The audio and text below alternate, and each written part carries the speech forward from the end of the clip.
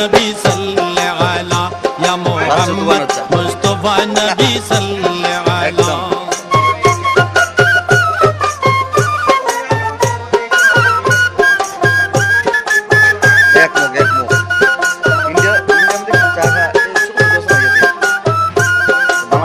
নবীজি আদম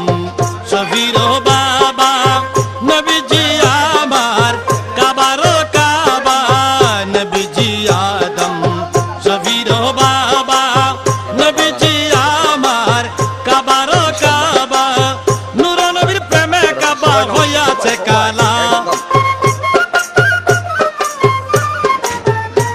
আরে নূর নবীজির প্রেমে কাবা হইয়াছে কালা ইয়া মুহাম্মদ মুস্তাফা নবী সাল্লাল্লাহু আলা